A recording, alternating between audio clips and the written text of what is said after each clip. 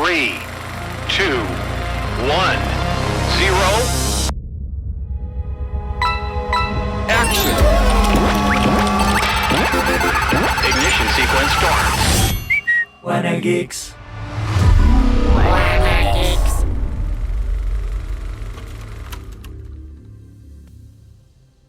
Nos gustaría que las cosas fuesen distintas. ¿Quieres vivir? ¿Quieres que este sitio se mantenga en pie? Las cosas no mejoran solo porque uno lo desee. Esta es una gran frase de Rick Grimes, uno de los protagonistas y de los personajes más emblemáticos de The Walking Dead. Y creo que la serie está plagada de frases y mensajes como este que van más allá de los zombies y de la franquicia misma. Y bueno, estamos hablando a propósito del lanzamiento de la nueva serie spin-off Tales of the Walking Dead, que estrena en AMC y bueno, nos hace reflexionar del éxito de la franquicia misma más allá de las series. Está con nosotros Joaquín, como siempre, para hacer su análisis y sus grandes aportaciones. ¿Cómo estás, Joaquín? Hola, ¿qué tal? Muy bien, muchas gracias. Bueno, vamos a contextualizar un poco. Para empezar, Tales of the Walking Dead explora lo que ocurre 30 años después del final de The Walking Dead, ¿no? Entonces, creo que esta serie quiere ver como ya el futuro posapocalíptico en su esplendor y bueno, tiene un gran elenco, pero quiero contextualizar cómo llegamos hasta aquí, hasta Tales of the Walking Dead, ¿no? Porque muchas personas conocieron esta serie o esta franquicia con la salida en 2010 de la emblemática serie ya de AMC, pero en realidad lo primero que llegamos a tener de The Walking Dead fue en cómics y fue en 2003. Es un cómic escrito por Robert Kirkman, pero además es uno de los grandes cómics de los últimos 20 años. Es de los grandes cómics estadounidenses. O sea, de hecho, varios de los personajes de la serie son retomados del cómic y son mejor tratados en el cómic, ¿eh? O sea, ahorita Juan nos platicará un poco de eso. Pero sigo contextualizando. Sale en 2010 la serie por el éxito del cómic, pero esto sigue imparable y en 2012 se lanza un videojuego a cargo de Telltale Games, que además es un gran videojuego, o sea, fue alabado por la crítica, ¿no? Digamos, la franquicia seguía imparable. Ya para 2013 y 2014 sacan libros, o sea, la franquicia ha explorado todas las plataformas posibles y nos guste o no, en algunos puntos o en algún momento lo ha hecho de forma increíble en cada una de las plataformas. Entonces, por eso estamos hablando hoy en día de The Walking Dead. Y para el que le gusta la serie y no sabía del cómic, corra y cómprese un cómic. De verdad, se lo digo porque vale la pena. Pero comencemos, Juac. Y te voy a aventar así la pregunta del millón. ¿Por qué esta franquicia? ¿Y por qué los zombies? ¿Y por qué? O sea, ¿qué pasó que esto explotó de forma tan grande, Joaquín, según tu perspectiva? Bueno, creo que esa es la pregunta del millón. Como bien dices, desde el principio del siglo XXI se ha soltado un ciclo fílmico sobre zombies en el que prácticamente se estrena una película cada año, en algunos años 4 películas, sin contar con todas las series, los spin-offs, los videojuegos, los cómics a los que tú ya te referiste. El día de hoy el zombie se ha infiltrado a casi todas las formas literarias, clásicos de la literatura, romance histórico, westerns, comedia, anime, porno, chick flick. Game of Thrones tiene zombies. Ajá, por supuesto. En Game of Thrones hay zombies. En Marvel hay toda una línea de zombies. Sí, Marvel y zombies, a veces de es los un poco superhéroes hechos zombies y demás, claro. Así es, y a veces es un poco difícil mantenerse al día de todos los significados cambiantes que tiene esto porque es muchísimo, pero sí vale la pena delucidar a qué es lo que todo este contenido de zombies está apuntando y tomarlo muy en serio como el mito dominante de la era. Y si me permites voy a soltar un poco la tesis. El apocalipsis zombie ilustra lo que en colectivo imaginamos, pero describe lo que vemos, que es el fin del mundo como lo conocemos, el colapso de la sociedad y la canibalización de la humanidad, cosas que no podemos decir tal cual como el colapso ecológico, el colapso económico y toda una serie de problemas demasiado reales que se subliman a partir de la ficción y que retratan todos esos terrores de manera además bastante elocuente. Yo creo que es por eso que, sobre todo, particularmente desde el 2001, se ha convertido en mucho más que una moda pasajera. Cada época tiene su propio monstruo y el miedo del zombie es escatológico. Te diría Slavoj Žižek que es normal que algo se vaya por el inodoro, pero el horror es cuando algo regresa. Entonces, sí, eso es lo que de alguna forma refleja algo innatural que viene directito del monstruo. Tenemos estos zombies que son en realidad obra de George Romero, es quien le da esta característica moderna al zombie, pero es el zombie de la época precisamente del capitalismo tardío, precisamente porque, pues, miremoslo de manera un poco más desnuda. Un zombie es una masa de personas descerebradas y autómatas que no saben nada más que consumir. Entonces hay una especie de espejo en el monstruo que se pone a sí mismo la sociedad. Es muy curioso cuando en The Walking Dead dicen todos estamos infectados y de repente en algún momento Rick Grimes, el protagonista, dice con lágrimas en los ojos, todos somos los muertos vivientes. Nosotros nos vemos reflejados tanto en el monstruo como también en el superviviente. Lanza esta idea de apocalipsis, lanza una serie de preguntas bastante interesantes. Como bien dices, el fenómeno explotó en 2008. La revista Times declaró al zombie como el monstruo oficial de la recesión, porque recordemos, en 2008 llegó una gran recesión económica. Y entonces no es nada más algo de moda, es algo muy complejo y reflexivo. Y es una revelación cultural sobre algo que todos tenemos en la cabeza. Estas preguntas que nos lanza el apocalipsis zombie las lanza un poco sobre nosotros mismos. ¿Qué pasaría si el contrato social de repente colapsa? ¿Qué pasaría si el hombre moderno no estuviera limitado por las leyes y las normas sociales y todo eso saliera por la ventana un buen día? ¿Qué pasa si todo lo que llamamos civilización moderna un día se derrumba y el pasado anárquico y salvaje de repente se vuelve el rostro de nuestro futuro inmediato? Podría pasar ahorita. Y también, ¿qué harías tú? ¿Cómo sobrevivirías? ¿Qué decisiones difíciles tomarías? ¿Serías capaz de sacrificar a un ser querido para sobrevivir? ¿Seguirías manteniendo tu humanidad y tu ética? Te pone a ti mismo en ese lugar y te empieza a hacer cuestiones sobre tu propia identidad y sobre la situación además en la que podrías estar. Es bastante irónico que esta sociedad millennial, súper conectada, un poquito cibertrónica, de repente se plantea hipotéticamente que esta masa de carne putrefacta podría provocar un unplugged mundial. ¿Y qué es lo que haríamos sin todas estas herramientas a las que estamos tan acostumbrados? En esta novela de Max Brooks, La Guerra Mundial Z, se plantea exactamente eso. El zombie también es un nivelador. Si a lo mejor en el pasado el miedo al zombie era la nivelación racial y la colonia invertida, el monstruo moderno, el zombie moderno, tiene miedo a esta nivelación socioeconómica, en donde todas las habilidades más complejas de la sociedad dejan de ser importantes y se vuelven supeditadas a la habilidad simplemente de sobrevivir, de poder hacer fuego, de conseguir agua y comida.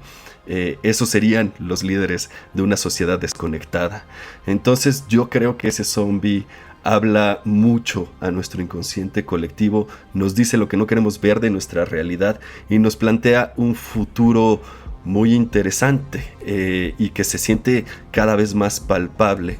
Es el miedo al colapso completo de la sociedad. Oye, Joaquín, fíjate qué importante lo que mencionas, porque muchas de las cosas obviamente y todo está sujeto a interpretaciones, ¿no? Y también es verdad que hay ocasiones que figuras importantes se usan de forma muy a conciencia y muy bien pensada, y a veces solo es simplemente de moda. ¿A qué me refiero? Claro que hay obras o claro que hay series, cómics que ya nada más usarán el zombie porque está de moda, ¿no? Pero hay otras como reiteradamente lo hace The Walking Dead en sus diferentes formatos, que lo usan a conciencia, ¿no? Como representando algo, lo que tú mismo nos decías, ¿no? Del capitalismo tardío, todo esto. Ahora mismo, esto se los menciono porque quiero compartirles algo. Ahora mismo hay como e incluso se ha filtrado a la cultura pop este comentario de, ay, esa persona es un NPC. Un NPC es este personaje de videojuego que solo está ahí para rellenar algo, ¿no? O sea, como que te acercas y lo saludas, o lo puedes golpear, o te puede vender un helado, ¿no? Y yo he escuchado últimamente, es que esa persona es un NPC, es decir, no piensa por sí misma, no hace nada, ¿no? Solo sigue el viento, no sabe qué hacer. Y lo menciono también porque en la serie Midnight Gospel, que recientemente la hemos mencionado en los capítulos anteriores, el primer capítulo precisamente sale la figura del zombie, ¿no? Y así como nos lo mencionas, Juac, la figura del zombie no piensa demasiado, solo trata de acabar con el espíritu de las personas, ¿no? Y creo que ahí también claramente nos está hablando de nosotros mismos, ¿no? Y cómo los que luchan contra ser zombie, o sea, los que luchan contra los zombies, se convierten también en unos sobrevivientes de la ola de miseria que hay. Y esto es duro, creo que es muy duro como sociedad. Y me impresiona que ya estamos en 2022 y desde 2008 sigue teniendo fuerza esta figura y creo que en realidad todavía no se acaba su historia. Tan no se acaba su historia que salen spin-offs de The Walking Dead y salen videojuegos de The Last of Us y salen, ¿no? O sea, es interesante cómo nos percibimos a nosotros mismos, ¿no, Juac? Tienes toda la razón, porque es un término que ha infiltrado todo el lenguaje, supera al monstruo y se vuelve como un calificativo del sustantivo. Si es cierto, todo lo que dices es verdad, se usa como un adjetivo calificativo, se le dice zombie a alguien que no tiene de alguna forma autonomía. Se le dice zombie también a una persona que se junta con gente lista y la tonta comiéndole el cerebro. Los vegetarianos le dicen zombie a los no vegetarianos porque comen carne. Se le dice a alguien básico, a alguien conformista, a alguien que fuma mucha mota, a los consumistas, a los comunistas.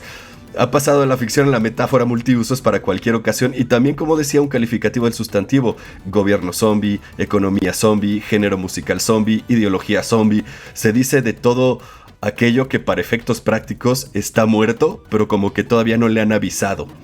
Entonces sí, es un fenómeno cultural de ese tamaño. Y respecto a tu otra apreciación que también me parece muy importante, cuando el zombie se refleja sobre los supervivientes y de repente se empiezan a mimetizar. No solo porque regresamos a estados, dentro de la literatura zombie, regresamos a estados más primitivos y violentos que ya deberían estar enterrados. Feudales, bárbaros, nómadas, sociedades que deberían estar muertas pero que regresan de la tumba. En sí mismas, sociedades zombies, en donde se juega por la ley del más fuerte. Y también los supervivientes de las ficciones zombies no actúan bien el uno con el otro, se vuelven caníbales en el sentido figurado y a veces también en el sentido literal. Excepto por las pequeñas partes de protagonistas. Cuando se trata de los otros, por lo general hay esta regresión hipermasculina. Se organizan en bandas unidas por un líder brutal, como Negan en The Walking Dead, o aparecen como soldados, o raiders, o saqueadores, como en Fear the Walking Dead, o a veces como violadores y caníbales, peleando contra los buenos protagonistas sobrevivientes. Cuando el apocalipsis llega, la falta de civilización abre como que esta zona de guerra en el campo de batalla de los muertos vivientes, en donde las personas se enfrentan en realidad con otras personas y se reproducen dinámicas de depredador y presa. Y esto es importante porque los zombies no son el mayor enemigo, el mayor antagonista de The Walking Dead es un poco el ambiente. El antagonista de The Walking Dead suelen ser otras personas. Uno de sus temas principales y más recurrentes es que el hombre es el lobo del hombre.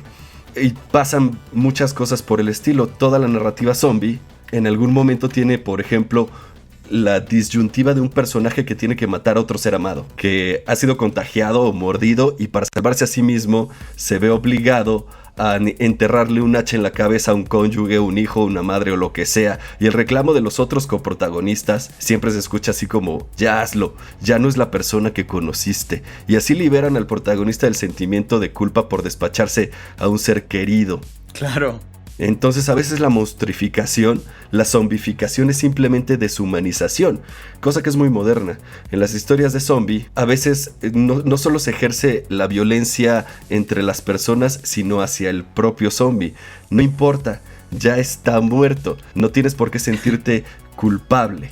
Claro. Y esto también genera una vorágine de masacres que además se sienten muy satisfactorias. Hay un poquito de amor a la muerte. Ajá, en todo sí. Esto. Freud decía que no hace falta prohibir lo que no es deseado.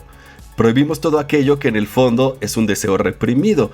El propio énfasis del mandamiento de no matarás hace patente que descendemos de una larga cadena de generaciones de asesinos que amaban asesinar. Claro. Estaba en su sangre y quizás está en la nuestra. ¡Ay, qué fuerte! Oye, Joac, y es que, mira, hubo una parte que se me hace súper cabrón de lo que mencionas y que The Walking Dead es muy consciente de ello. Vuelvo a comentar, The Walking Dead tiene muchas carencias, pero también hay destellos de cosas muy interesantes, por lo menos, ¿no? Pero una que decías es, a ver, el peligro hacia la otra persona y el zombie como contexto, ¿no? Y es que es verdad, ¿no? O sea, de alguna manera The Walking Dead entiende perfectamente que aquellas personas que ya solo están muertos vivientes, en realidad no son las que te van a tirar de un objetivo muy concreto. Es aquella que no está así. Y la única manera en que un muerto viviente te coma el cerebro es si estás muy descuidado. Y de alguna manera esa es la sociedad en la que vivimos hoy en día, ¿eh? O sea, aquel que se interponga en un objetivo muy claro, y ya no voy a hablar de cosas buenas o malas, voy a hablar solo de objetivos. Aquel que se interponga va a ser alguien igual a ti. No el muerto viviente que está yendo a trabajar y no sabe por qué, que su tiempo libre tampoco sabe para qué usarlo, sino aquel que tiene un objetivo que se contrapone al tuyo. Y eso es reiterativo en esta serie y aparte creo que más que nada en el videojuego y en el cómic lo mantiene de forma fresca y brutal. Tú, Joaquín, me hablabas del cómic antes de entrar al podcast. Me decías que se te hace de los cómics más fuertes y aterradores que has tenido la oportunidad de leer. Por favor, compárteme un poquito de esto. Sí, efectivamente es de lo más fuerte que he leído nunca. Es una novela gráfica escrita por Robert Kirkman que si tú lo buscas en internet y lo ves así todo bonachón, no parece capaz de escribir semejante atrocidad. Oye, también espera, es quien escribió... Déjame un paréntesis. ¿Nunca han visto el meme de Hayao Miyazaki y Junji Ito? Contextualizo. Hayao Miyazaki es el creador del viaje de Chihiro, del castillo vagabundo. Estas películas japonesas súper bonitas. Y Junji Ito es un escritor de manga de terror que hace cosas horribles, pero se burlan porque dicen Junji Ito podría ser un personaje de los cuentos de Hayao Miyazaki y Hayao Miyazaki podría ser un personaje de las historias de Junji Ito. O sea, entonces es un poco con lo que pasa con este autor, ¿no? O sea, es así como el tipo más feliz del mundo y de repente ves lo que escribe. Pero bueno, ya continúa, Joac. Es denso y creo que esa personalidad se refleja más en Invincible, que también lo escribió él, que es ligero y tontito y de repente se desata en una cosa tremebunda, así espantosa. Entonces, ahí es mucho la personalidad del autor, pero en The Walking Dead no tiene ninguna concesión, no tiene ningún tipo de pudor. Cualquier cosa, lo más horrible que te imagines, probablemente eso es lo que va a suceder. Personajes absolutamente deshumanizados también, que se mimetizan nuevamente con los zombies. Un grupo de personas que se dedican a cazar otras personas para comérselas porque no saben cazar animales. Entonces ahí se pierde la metáfora. Ellos mismos son los caníbales. El gobernador, uno de sus... yo creo que es el personaje más terrible de toda la serie. se entrenó a comer carne humana, tanto de muerto como de vivo. Él dice, yo sí entendí antes que nadie la dinámica de la nueva era, que es pues de alguna manera convertirse en zombie también. También se reproducen muchas dinámicas de esclavitud, sobre todo en los videojuegos. Qué fuerte lo que dices. Sí. Y de tipos de abusos. El gobernador tiene una niña zombie a la que usa como juguete sexual. Y todos saben que tiene peceras con cabezas ahí moviéndose de muertos vivientes. Es como si fuera su televisor. Todo esto está en la obra. Pero apenas entramos, por ejemplo, al plot de la prisión, que aparece, me parece, en la 4ª temporada de la serie de televisión. Hay una horrible decapitación de 2 niñas que sale de la nada. En ese mismo arco al protagonista le cortan una mano, de la nada también. Hay un plot que también pasa en la serie mucho después y me parece que de manera un poco menos lograda, sobre gemelos, y uno de ellos es un psicópata porque todo lo que vio desde bebé es este mundo posapocalíptico, caníbal, y entonces se dedica a matar animales esperando que regresen como zombies, porque según él esta es la ley de la vida. Nunca sucede, claro, porque en The Walking Dead los zombies, la zombificación no pasa a los animales, y finalmente termina matando a su hermano, esperando que eso suceda también. Y entonces los protagonistas se ven en la necesidad de matar a este otro gemelo y nadie lo quiere hacer, así que alguien se infiltra en la noche para hacerlo sin que nadie más tenga que cargar esta culpa de matar, pues básicamente lo que es un niño. Es absolutamente monstruoso el cómic, y además es como que muy platicador. Tiene burbujas de diálogo muy largas, que yo creo que es la manera en la que el autor te hace bajar la guardia y te crea momentos emocionales, pero digamos en términos narrativos un poco flojos, aburridos, para que el próximo golpe de shock te agarre desprevenido y te saque de onda cañón. También vemos como un montón de sociedades empiezan a adaptarse. Otra mimetización son los susurradores, que simplemente se visten como zombies y caminan junto con la horda de caníbales y han decidido llevar su vida así, medio zombies.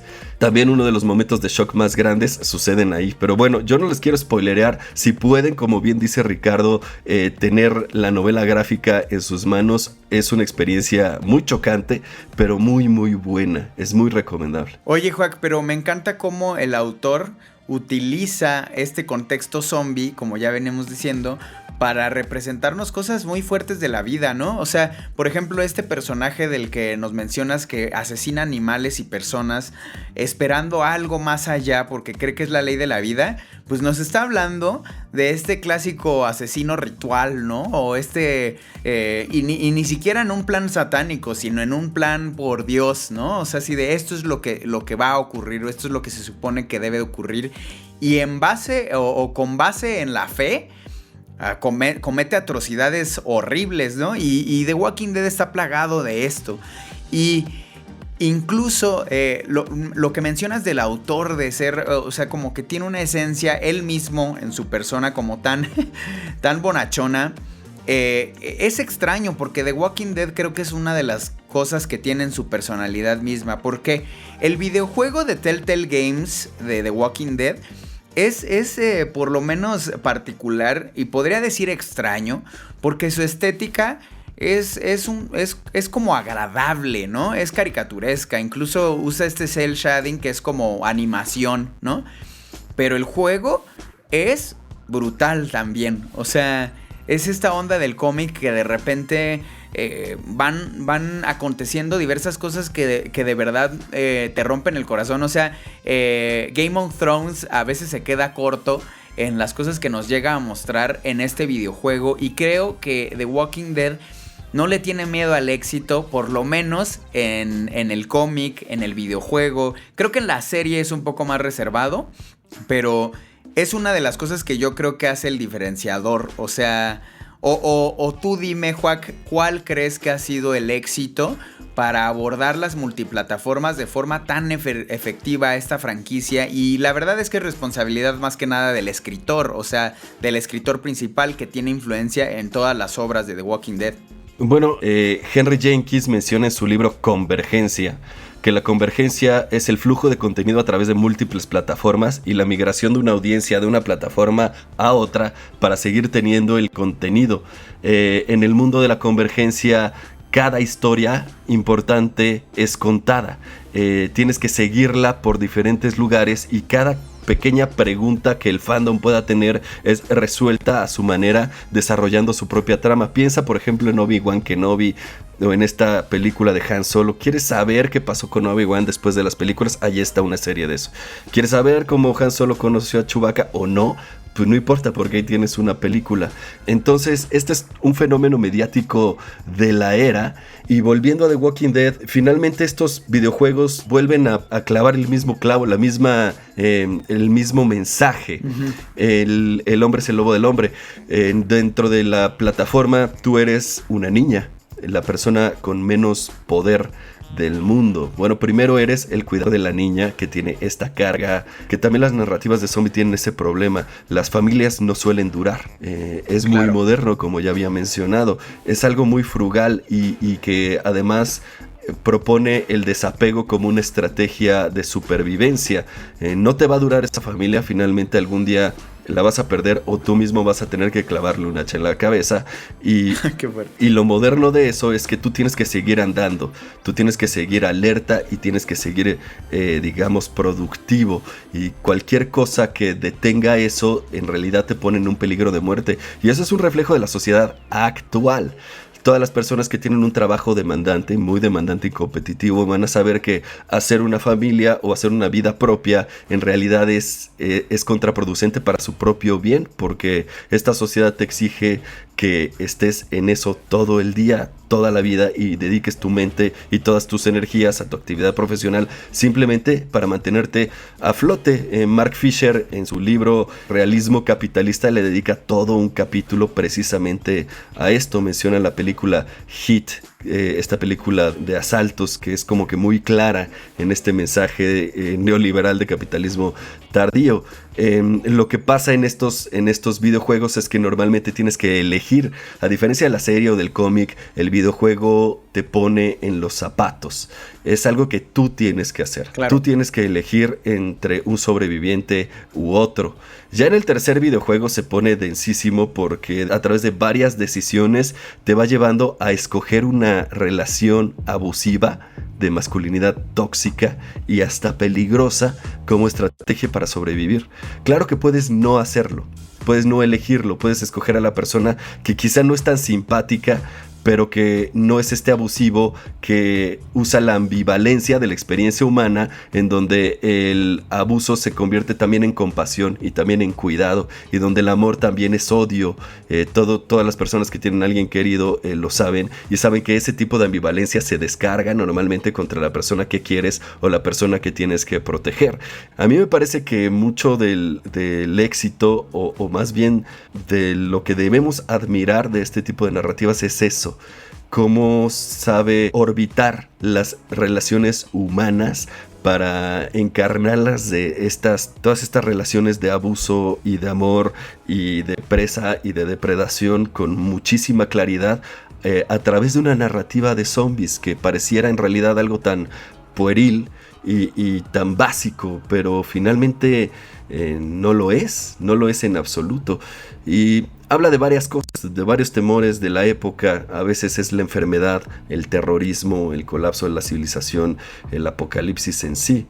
A mí me parece que en realidad, pasando de la depredación entre las personas y el canibalismo, yo creo en realidad que las narrativas de zombies tienen un mensaje muy positivo y optimista que no se encarna de inmediato, ¿no? Porque las narrativas de zombie finalmente te plantean un futuro terrible, no es inmediatamente optimista. Dicen que el futuro inmediato es esto, canibalismo y abuso, pero que al final sí es muy optimista y nos plantean cómo la imaginación puede hacernos ver mundos diferentes al que tenemos, que sabemos que está colapsando y que es caníbal. Claro, a mí esto que nos comentas se me hace bien interesante, porque yo últimamente he estudiado como este tema de plantear verdades o realidades más sustanciales a través de la ficción que a través de los acontecimientos cotidianos que tenemos como humanidad, ¿no? Y creo que eso es algo que hacen muy bien los gringos, y como este planteamiento de verdades como puños a través de ficciones las más disparatadas, ¿no? Y creo que esa es una de las virtudes de The Walking Dead, ¿no? O sea, ya nos hablaste de las decisiones personales en el videojuego, ya nos hablaste de la brutalidad de la verdad en el cómic, y luego estas frases plagadas de la vida misma que nos regalan constantemente personajes como Rick Grimes en la serie. Y creo que usa la ficción de manera muy positiva, y también coincido contigo, Juac, que a veces esperanzadora. Y ya en esta búsqueda de The Walking Dead y todas las multiplataformas, yo me di cuenta por ahí, me parece que le hace falta un podcast, ¿no? Sí hay podcasts de The Walking Dead, pero más bien es aquellos que giran en torno a los personajes o a sus análisis o a los comentarios después de haber visto el capítulo y esto, pero no ha abordado el podcast de forma serial y sustancial como lo hace con el cómic, el videojuego, la serie. A través de esto me hace falta preguntarte, ¿sí hace falta que todavía llegue por otro lado como el podcast, Juac? ¿Y nos hacen falta más historias de zombies y en específico de The Walking Dead? ¿O crees que ya debemos ir dando vuelta a la página? ¿O cuál es su opinión respecto a esta postura? Creo que el hecho de que haya tantos spin-offs y en tantas plataformas nos dice que sí, ¿no? Que esta moda o este fenómeno cultural no va a parar mientras siga existiendo la misma ansiedad sobre el futuro de nuestra vida y de la sociedad misma. Creo que se puede expandir muchísimo. Hay un spin-off que se llama La Isla, hay un spin-off que va a ser en Francia, o la historia de algunos de los personajes, que si quiero ver a Daryl, que si quiero ver a Rick y a Michonne, varias por ese estilo, ¿no? ¿Por qué? Normalmente la narrativa de zombies, y esto es desde Romero, cuenta la historia a partir de la persona normal. Cuando tú ves a un muerto viviente, no nada más puedes deducir qué es lo que era antes de morir, sino también cómo murió. Tiene que ser algo súper cercano, no algo que le pasa a otros, sino que nos pasa a nosotros. Cuando ves, por ejemplo, en los desfiles de zombie, que ahora es una cosa que existe, aquí en la Ciudad de México hicimos uno de Thriller, y la gente va y se viste de muertos vivientes, eligen vestirse también de un muerto viviente cotidiano, el novio y la novia de bodas, el bombero, el que te sirve en la gasolinera, el médico, y también buscan esto. También puedes ver la mordida que los zombificó, y la brutalidad además de un vestido de novia cubierto de sangre, cierta profanación ahí, ¿no? Y esto es importante porque además no es una cosa que sea de clasificación C ni B. Familias enteras, y ves a los niños zombificados, divertidísimos, pasan al picnic, participan en los bailes. Es un festejo de alguna manera de la no muerte, y es porque ya lo habíamos dicho, los zombies somos nosotros. Tiene que ser de alguna forma, se tiene que sentir súper cercano, y hay muchas formas de contar esa misma historia.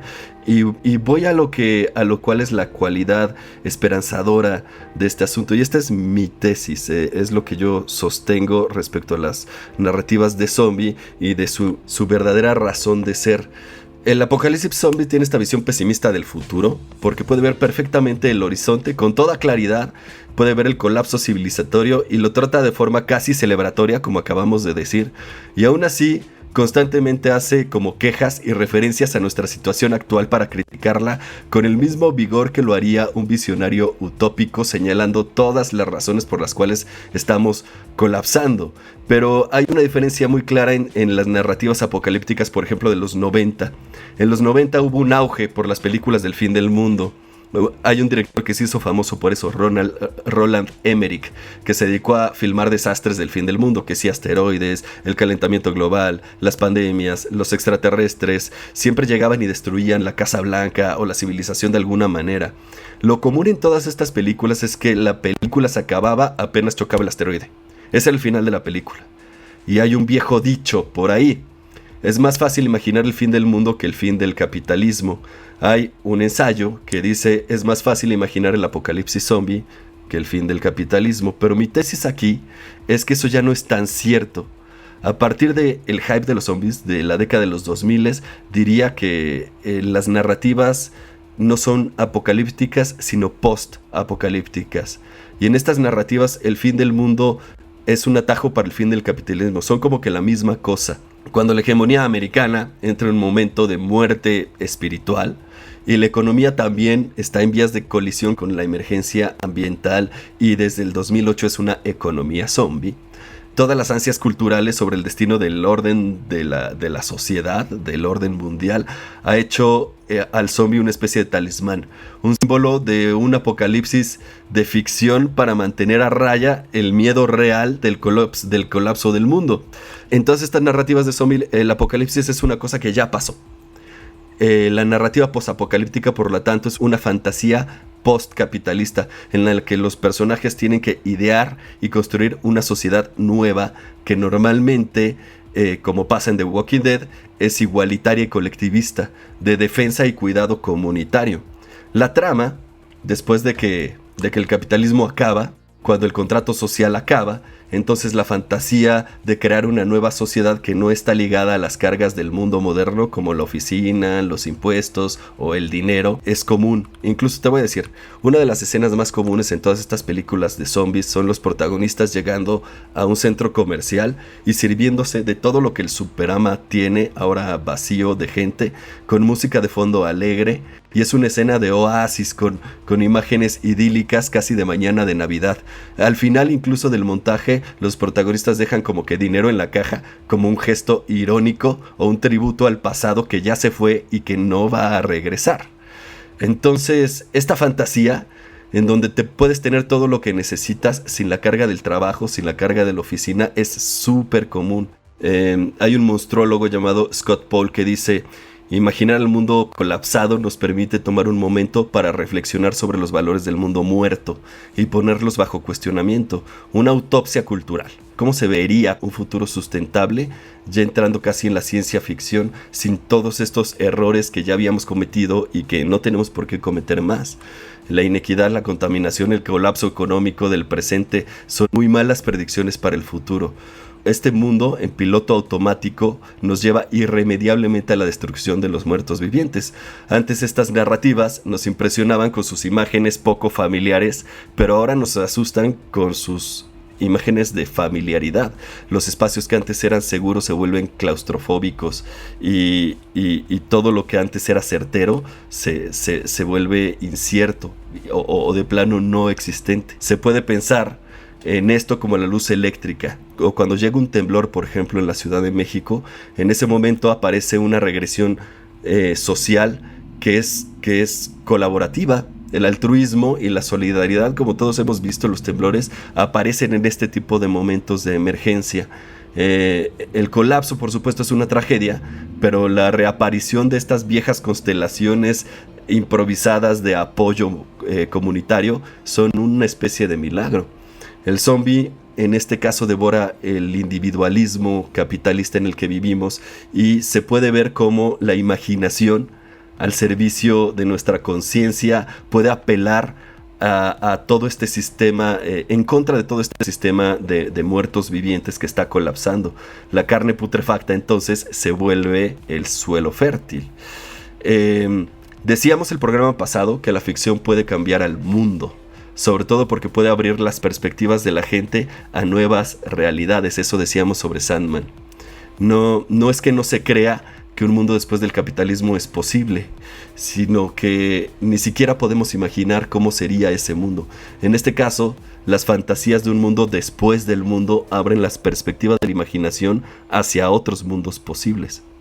Dice Humberto Eco que una civilización democrática se salvará a sí misma solo si el lenguaje de la imagen es un estímulo para la reflexión crítica y no para la invitación a la hipnosis, y no nos hace zombies. Oye, Joaco, estoy totalmente de acuerdo en todo lo que nos mencionas, y nada más para hacer énfasis en a qué me refiero, es el ser humano, no sé, como que en el 2000 dejó de saber cómo acabar con este futuro al que nos estamos yendo de extremos así brutales que es evidente que están acabando con la sociedad, ¿no? Y creo yo que justo como mencionas, con una ficción que te diga, el mundo ya se acabó, ¿no? Ahora, a partir de aquí, ya hay que darnos la oportunidad de imaginarnos acabando con este capitalismo brutal que hace que uno mismo se enloquezca, así sea en el lugar más seguro que alguna vez imaginó, ya sea por los impactos que hay en nuestra psique de aquella vida que tenemos que llevar, o por cosas que están muy lejos de nosotros mismos, como una superempresa acabando con el mundo, ¿no? Por ahí escuché a el protagonista de Midnight Gospel, que tiene también su propio podcast, decir: yo ya me voy a regresar a San Francisco porque si cae una bomba atómica, quiero que me caiga en la cara y no sufrir la remanencia de una vida miserable, ¿no? Entonces, es verdad que esta ficción nos permite imaginar nuevos mundos, y yo creo que esa es nuestra salida, ¿no? Tener la capacidad de imaginarlos, y por ello coincido totalmente contigo, ya sea a conciencia de los autores o desde el inconsciente. A veces es como nuestro llamado de ayuda a lo que creemos que debemos hacer. Y eso es, pues me parece que es esperanzador, como dices tú. Antes de pasar a nuestras conclusiones, Juac, quisiera dar un par de datos curiosos sobre The Walking Dead. Uno es, a ver, la serie ya lleva 12 años. Entonces ya te convierte, ya sabes, si eras joven, se convierte en tu hermano, y si eras ya adulto, por lo menos en parte de tu familia. Y es que el elenco se reúne para la última cena cada vez que muere un personaje. Decían por ahí, una de las actrices, es como la oportunidad de la familia de decir adiós, ya puedes volar al siguiente proyecto o a tu siguiente cosa. Y eso me parece, fíjense el arraigo ya que hay entre los protagonistas y entre los personajes. Ahora, fíjate, Juac, los actores que interpretan a los zombies pasan por algo así por una escuela de zombies, porque los productores los hacen pasar por varios cursos y varias formas de interpretación de zombie, y luego les ponen como competencias actorales de zombies, y ellos ahí eligen a los más adecuados para que se puedan quedar en la serie en el contexto de zombies. Otro dato curioso es: los walkers superan en número a los humanos en el mundo de Walking Dead. Claro que sí, o sea, eso es lo que decíamos, ¿no? Esto ya es posapocalíptico y hay que reentender el mundo a través del exterminio mismo del ser humano, ¿no? Y luego también algo bien importante es que el programa nunca usa la palabra zombie, ¿no? Digamos que ya este ser está tan claro entre nosotros, y hay tanto de él en nuestra cultura pop, como bien lo mencionaste y lo mencioné. Así es. Que zombie ya viene por delante, aunque no se ha dicho, pero es algo particular y curioso que en la serie no se menciona. Dicho esto, Juac, dicho lo anterior, quisiera escuchar tus conclusiones de este capítulo y de todo lo que nos dices, que efectivamente creo que es una tesis muy interesante que deberías darnos la oportunidad de poder leerla. Más adelante, dinos dónde podrás publicar este tipo de cosas, porque la verdad es que sí creo que aportan y hay algo que decir en tus palabras. Pero bueno, danos la conclusión, Juac. Bueno, a mí me parece que, como decíamos en el programa pasado, para que algo nuevo surja, pues algo viejo se tiene que destruir. Y las narrativas de zombies nos han regalado una perspectiva de imaginación sobre el futuro que antes nos estaba negado. Antes no podíamos imaginarnos cómo se vería una vida después del capitalismo, o si eso pudiera existir.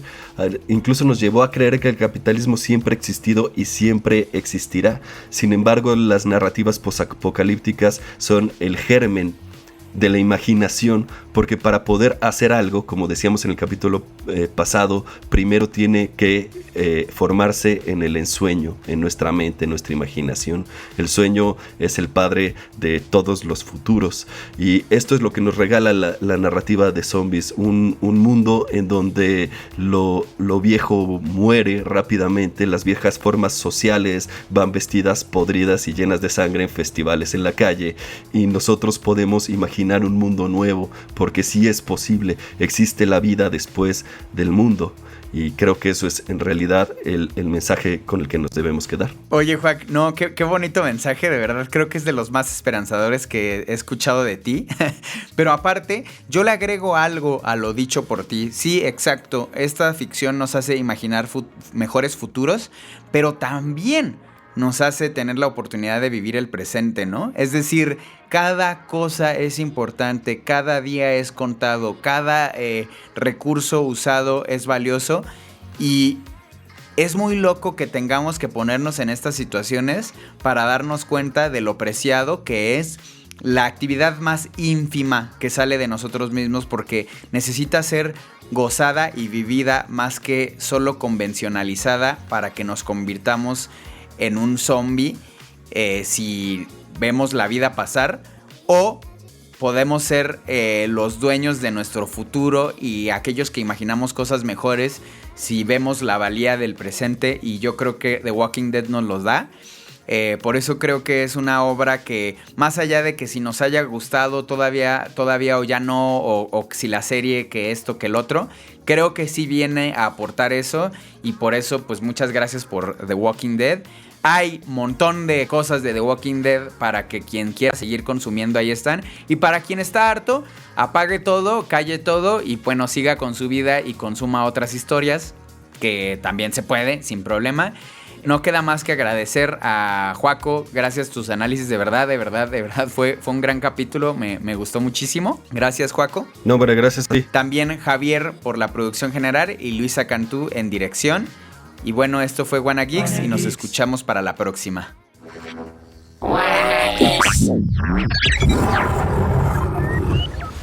Suscríbete a Wanna Geeks, una producción original de Audiocentro, con la participación de Ricardo Yaguaca y Joaquín Ortega. Edición Héctor Mondragón. Producción Javier Martret. Dirección general Luisa Cantú. Audiocentro.